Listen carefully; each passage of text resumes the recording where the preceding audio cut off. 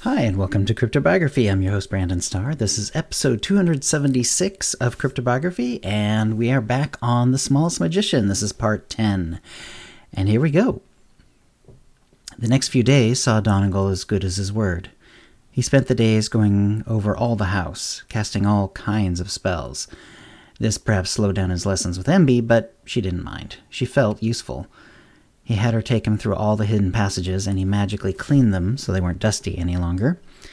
She taught him every door, every way to see into any of the rooms, and he magically sealed and protected them all. They even discovered an additional well-hidden door. It was hidden from both the inside and outside, but it led out of the house entirely. Dangerous, Donegal said when they found it. We are fortunate the original builders were so careful to keep it hidden. The hidden door went to the back side of the house, which led to a narrow pathway between the house and a small shed that also belonged to Donegal. Where it exited, one would be hidden from most angles. Emby was impressed. It was at least conceivable that the door could be opened from the outside, at least with tools. Donegal made it so that simply couldn't happen. Though I can conceive of a time one of us might want to enter this door from the outside, I don't want this door to have any chance of being opened by an enemy, he said as he finished. And the door can only be opened from this side? Emby queried. He nodded and cast yet another spell. You, me, or Arcana can open the door rather easily using this lever, he said. The lever was also the original mechanism for opening the door. It was designed to be easily felt when one reached around the correct timber. Emby realized this also meant that humans with their poor night vision could find the lever in the dark and operate it if needed. The other thing Donegal did was to call people to his office. He discussed many things with them, and he invited Emby to watch from the hidden passage. He was trying to get information on the Eternal Cross and to determine what they were doing next. He wasn't always open about this, however. Usually he was simply having conversations with people. After they left, he and Emby would discuss the conversations in detail, sifting everything that was said with what they knew to decide if they had learned anything else. Emby, when Timmy came with another delivery, asked him to bring Livera over. She came that evening, filling the doorway, both literally and with her personality. "Hey, cute stuff. Hear you've been given some trouble. How can I help?" Emby would have blushed if she was capable of it. As it was, she felt warm, but nothing would have showed to her human friend.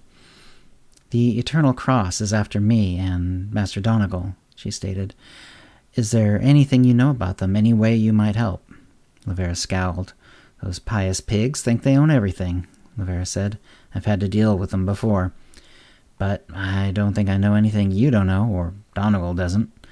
But I'll keep my eyes open. I've got a few friends I can ask. I'll keep your name out of it," she added, seeing Emby start a bit. "Thanks, Livera." "My pleasure, darling." Livera turned and gave a quick wave as she exited.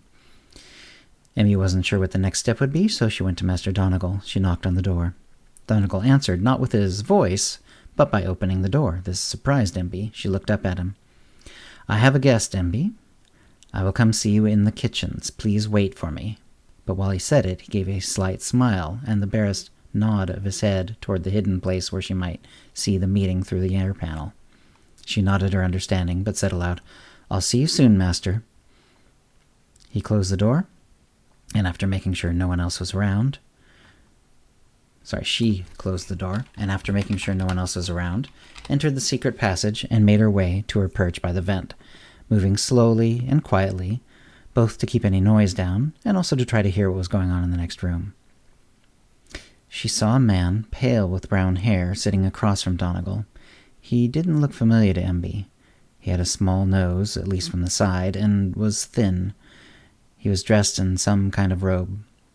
She used the signal they had developed. The air grate consisted of small squares all the same size. She had a small stick, which she could push forward half a finger's length. It was silent. From the other side, it looked like a small dust bunny was caught in the bottom left square of the vent. She pushed the stick forward, and soon after noticed that Donegal had casually looked up at the grate and seen that she was in place. The idea was that even if a guest saw Donegal looking up at the grate, he could pass it off as noticing that the grate needed cleaning. "So, Stephen," he said to the stranger, and Emby was sure that the use of the name was for her benefit. "When is their next move? What will they do?" They learned from the last time, Stephen said. When they come at you next time, they do not plan to fail. Yes, but what do they think will work? Donegal asked, mirroring Emby's thoughts. They have a team of assassins from Stadilo, Stephen said, naming a large city a few weeks away to the north by road. They are sending for them. When they've arrived, they will make their move. What do you know about them? Donegal asked. Rumors, mostly, Stephen said. It seems to be a team of some 5 or 6, very professional. The reason the Stanislo is under eternal cross-control, they say, is mostly due to this team of assassins. They apparently attack differently for different targets. Some are killed openly, some disappear, some die by apparent natural causes, but they always die. Methods? Various according to how they want the victim to appear or disappear. Weapons, poisons, toxins.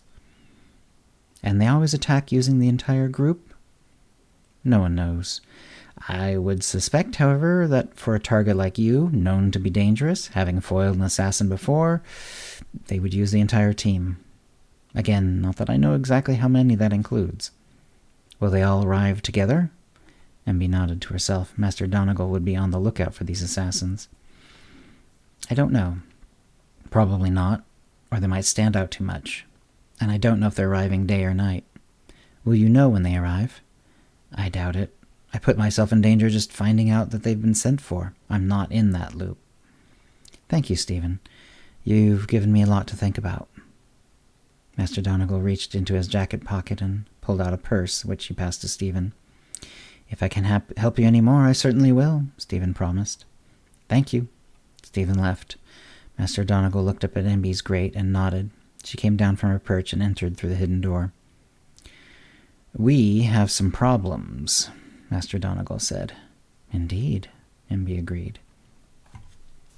And that's the end of the story for this week. Hope you're enjoying it. If you have any comments or questions about this episode or previous episodes, cryptobiography@gmail.com, or hit us up on Facebook or Twitter. And thank you for listening.